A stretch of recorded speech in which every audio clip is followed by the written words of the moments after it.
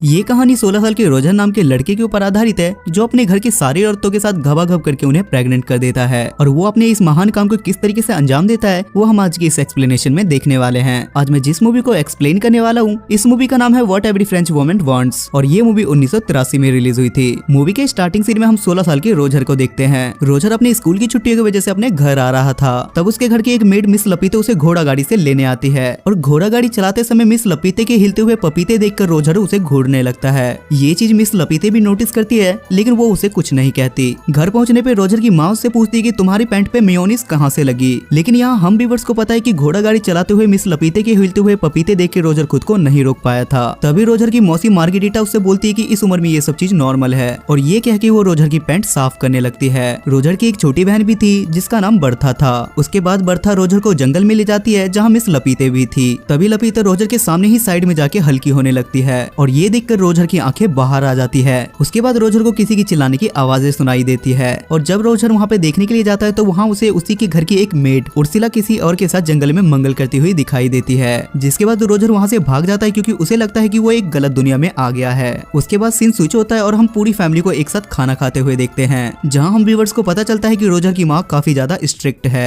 शाम को रोजर जब सोने की कोशिश कर रहा था तो उसे बाहर से कुछ आवाजें सुनाई देती है और जब वो कमरे से बाहर आता है तो वो देखता है कि एक नौकरानी घोड़ी बन के खड़ी है और कोई उसके पीछे से बजा रहा है। ये देखने के बाद रोजर की फटके चार हो जाती है और रोजर वापस सोने के लिए चला जाता है और बिस्तर में उसकी छोटी बहन बर्था छुपी हुई थी। तब बर्था उसे बताती है कि मिस लपीते ने मुझे बताया कि हमारी मासी मार्गेरिटा अभी भी वर्जिन है। जिस पर रोजर उससे पूछता है कि वो अभी तक वर्जिन क्यों है, जिस पे बर्था उसे बताती है कि उन्हें मर्दों से डर लगता है और इसलिए उन्होंने अभी तक शादी नहीं की है। तभी वहाँ अचानक से नैनी केट आ जाती है। केट का काम बर्था का देखभाल करना था। बर्था के वहाँ से जाने के बाद केट रोजर का ब्लैंकेट हटाती है जिस पर रोजर अचानक से डर जाता है क्योंकि रोजर का पप्पू खड़ा हो गया था और उसे देखने के बाद केट भी उससे थोड़े बहुत मजे ले लेती है। अगले दिन बर्था रोजर को एक नदी के किनारे ले जाती है जहाँ उसके घर की सारी मेड नहाते नहाते एक दूसरे से अपना सीक्रेट शेयर कर रही थी। बर्था और रोजर अपने घर के 4 मेड को छुपके से देख रहे होते हैं। तभी नदी के किनारे के पास 3 नमूने आ जाते हैं और ये तीनों भी रोजर के घर में काम किया करते थे और वो तीनों अपना पप्पू बाहर निकल के उन मेड्स के सामने ही हल्के होने लगते हैं और वो अपना स्पाइडरमैन उन मेड्स को दिखाने लगता है। तभी उर्सुला बोलती है कि तू शेर तो मैं सवा शेर हूँ और उर्सुला उन तीनों को अपना पिछवाड़ा दिखाने लगती है और उसके पिछवाड़े के दर्शन बर्था और रोजर पेड़ के पीछे छुपके से कर रहे होते हैं। अगले सीन में रोजर की बड़ी बहन एलिसा अपने पापा के साथ आती है और सब लोग उसका वेलकम करते हैं।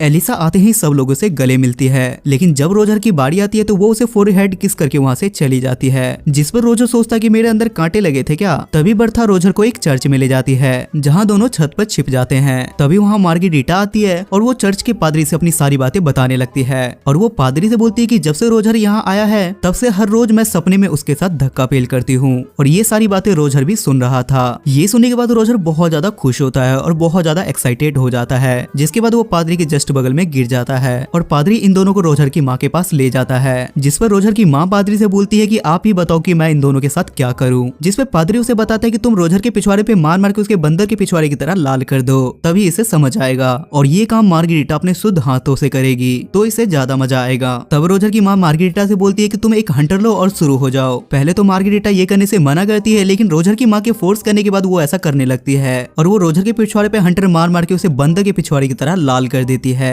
रात को सोते समय रोजर को फिर से बाहर से किसी की आवाजें सुनाई देती है और जब वो अपने कमरे से बाहर निकलता है तो वो देखता है कि उसकी मेड हेलन किसी से ठुकवा रही थी और आज भी उसे बस हेलन ही दिखती है, उसके पीछे वाला बंदा बिल्कुल भी नहीं दिखता। लेकिन इस बार रोजर अकेले इस नजारे का मजा नहीं ले रहा था बल्कि मिस्टर फ्रैंक भी ये सब कुछ देख रहे थे। तभी वहाँ अचानक से रोजर के पास उर्सुला आती है और वो उससे बोलती है कि आओ मैं तुम्हारे पिछवाड़े में मूव लगा दूं। इतना मार खाने के बाद दर्द भी तो बहुत ज्यादा हो रहा होगा जिस पर रोजर उसे ऐसा करने से मना कर देता है। उसके बाद रोजर उसे पूछता है कि हर रात हेलन को कोई पीछे से बजाता है, क्या तुम्हें पता है कि वो बंदा कौन है। जिस पर वो रोजर से बोलती है कि ये हम मेड का टॉप सीक्रेट है। तब रोजर को ख्याल आता है कि उसने अकेले इस शो को नहीं देखा था बल्कि मिस्टर फ्रैंक भी इस शो को एंजॉय कर रहे थे। जिसके बाद रोजर सीधा मिस्टर फ्रैंक के पास जाता है जहाँ मिस्टर फ्रैंक दूरबीन से मियां खलीफा को देखने की ख्वाहिश में पैंट में हाथ डाल के अपने स्पाइडरमैन को तसल्ली दे रहे थे और रोजर के आते ही मिस्टर फ्रैंक वहाँ से चले जाते हैं। तब रोजर भी दूरबीन से देखने लगता है और उसे नीचे 2 शादीशुदा एलियन एक साथ कुत्ता डांस करते हुए दिखाई देते हैं। तब रोजर को समझ में आता है कि मिस्टर फ्रैंक अपने स्पाइडरमैन की मसाज क्यों कर रहे थे। अगले दिन रोजर को एक किताब मिलती है जिसमें द ग्रेट सनी लियोनी की कहानियां थी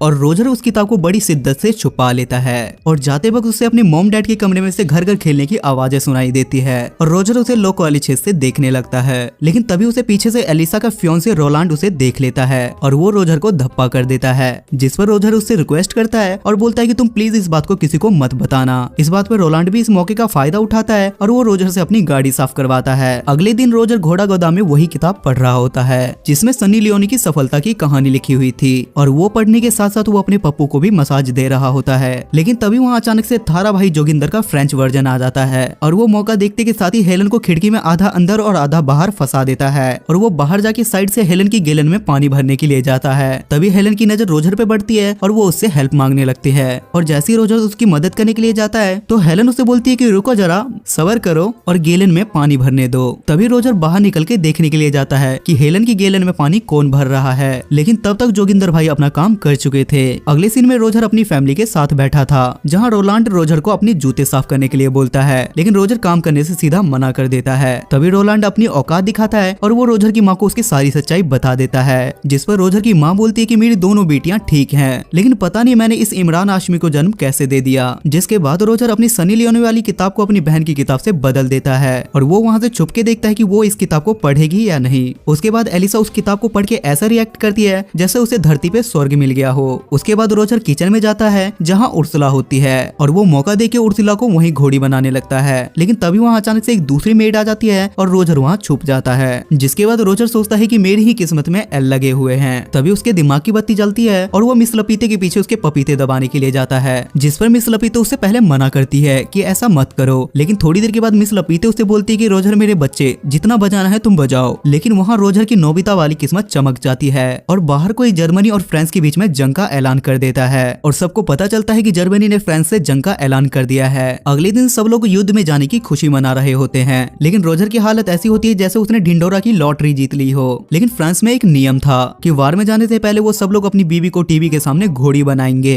जिसके बाद रात में सब लोग अपनी बीवी को जंगल में ले जाके उसकी बजाने लगते हैं। जिस पर रोजर सोचता है कि ये बस आज रात की चांदनी है और इसके बाद तो इनकी पिक्चर मैं ही बनाऊंगा। सबके युद्ध में जाने के बाद सारी लेडीज अकेली थी और रोजर सबसे पहले उर्सुला के पास जाता है जहाँ वो उसे ले दे के घोड़ी बना ही देता है और वो उर्सुला से ये भी बोलता है कि मुझे तुमसे प्यार हो गया है। जिस पर उर्सुला बोलती है कि सारे लड़के पहली बार चरम सुख का आनंद लेने के बाद यही बोलते हैं। अगले सीन में बर्था रोजर से बोलती है कि पादरी माँ से मिलने के लिए आए हुए हैं, जिसके बाद ये दोनों भाई बहन चुपके से उन दोनों की बातें सुनने लगते हैं। जिस पर रोजर की माँ पादरी से बोलती है कि मेरा पति मेरी कभी घोड़ी बना के लेता है तो कभी डॉगी बना के लेता है, इससे कोई पाप तो नहीं। जिस पर पादरी बोलता है कि नहीं, वो तुम्हारा पति है, वो तुम्हारी घोड़ी बना के लिए या तुम्हारी डॉगी बना के लिए, इसमें कोई दिक्कत नहीं है। लेकिन तभी रोजर की माँ रोजर को देख लेती है और वो बिना देर किए बाहर आ जाती है। अगले दिन बर्था की नैनी केट हमें दिखाई जाती है और वो नदी किनारे बैठ के अपनी जुल्फें सवार रही थी, लेकिन तभी वहाँ रोजर भी आ जाता है और वो पानी में जंगली सुअर की तरह तैरने लगता है। पहले तो रोजर केट से मजे लेता है, लेकिन जैसे ही वो देखता है कि वो भी राजी है तो वो मौके पे चौका मार देता है और वो दोनों वहीं पे घबाघब करने लगते हैं। अब रोजर पूरी तरीके से अल्टीमेट हरामी बन चुका था, जिसमें रोजर सोचता है कि अब सारी औरतों का मटका मैं ही फोड़ूंगा। और अगले दिन रोजर का बाप छुट्टी लेके वहाँ आ जाता है और रोजर देखता है कि मार्गेरिटा और केट उसके माँ बाप को घर घर खेलते हुए देख रहे हैं, जिस पर रोजर उनसे बोलता है कि तुमसे ना हो पाएगा और ये बोल के वो वहाँ से घर में चला जाता है। ये देखकर उसके माँ बाप हैरान हो जाते हैं और रोजर को वहाँ से भगाने लगते हैं। जिसके बाद मार्गेरिटा अपने कमरे में सोने के लिए चली जाती है, लेकिन रोजर उसके कमरे में उसे धप्पा कर देता है और उससे पूछता है कि क्या तुम अभी तक वर्जिन हो, तो आओ मैं तुम्हारा गेम बजा देता हूँ। जिसके बाद वो दोनों घबाघब करने लगते हैं। उसके बाद हम फिर से हेलन को देखते हैं जो चाय नाश्ता लेके आ रही थी, लेकिन इस बार युद्ध में जाने की वजह से उसकी बजाने वाला कोई नहीं था। तभी वो रोजर के कमरे में जाती है और रोजर उसे पीछे से पकड़ लेता है और वो उसे घोड़ी बना देता है। अगले दिन रोजर एलिसा के पास जाता है जहाँ वो घोड़ों को घास खिला रही थी, जिस पर रोजर उसे बोलता है कि आज मैं तेरी भी पिक्चर बनाऊंगा। पहले तो एलिसा उसे ऐसे करने से मना करती है, लेकिन थोड़ी देर बाद बोलती है कि हाँ मेरी पिक्चर बनाओ और हाँ पिक्चर में मुझे घोड़ी का रोल देना। जिसके बाद रोजर उसे भी घोड़ी बना देता है। अब रोजर सारी औरतों के बीच पॉपुलर हो गया था और सारी औरतें बारी बारी उसके पास काम 25 करवाने के लिए आती थी। दिन बीतते जाते हैं और ये सिलसिला चलता रहता है। एक दिन एलिसा रोजर से बोलती है कि मैं प्रेग्नेंट हूँ। तभी रोजर देखता है कि रोलांड भी वापस आ गया है क्योंकि अब युद्ध खत्म हो चुका था। उर्सुला और मार्गेरिटा भी उसे बोलती है कि मैं भी प्रेग्नेंट हूँ और ये सुनने के बाद रोजर के पैरों तले जमीन खिसक जाती है, क्योंकि अगर उसके मॉम डैड को ये बात पता चली तो उसके मॉम डैड उसे नंगा करके सारी जगह घुमाएंगे। तभी रोजर उर्सुला से बोलता है कि एक नेल पॉलिश लेके आओ और वो उस नेल पॉलिश को एलिसा के बेड पे लगा देता है और बोलता है कि तुम कुछ भी करके रोलांड के साथ घबाघब कर लेना, जिससे रोलांड को लगे कि एलिसा अभी भी वर्जिन है। उसके बाद वो अपनी मासी से बोलता है कि आप फ्रैंक से शादी कर लो, वो आपको बहुत ज्यादा पसंद करता है। और ये सुनने के बाद वो दोनों शादी के लिए मान जाते हैं। उसके बाद रोजर उर्सुला के पास जाता है और उसे शादी के लिए प्रपोज करता है, लेकिन उर्सुला उसे मना कर देती है क्योंकि वो पहले से किसी और को पसंद करती थी। उसके बाद तीनों औरतों की शादी हो जाती है और रोजर के कांड के बारे में किसी को काने कौन खबर नहीं होती। और उसी रात रोजर फिर से हेलेन के साथ घबाघब करता है और अगले दिन हेलेन उसे बताती है कि मैं भी प्रेग्नेंट हूँ। लेकिन अब रोजर की स्कूल की छुट्टियां खत्म हो चुकी थी, इसलिए वो उससे बोलता है कि मैं तुम्हारे लिए भी एक अच्छा सा पति ढूंढ लूंगा। जिसपे हेलेन बोलती है कि तुम इसकी टेंशन मत लो क्योंकि मैंने सब लोगों के साथ घबाघब किया है और मैं इस पे किसी का भी नाम लगा सकती हूँ। उसके बाद रोजर अपने पापा के साथ खुशी खुशी वहाँ से चला जाता है और ये मूवी यहाँ खत्म हो जाती है।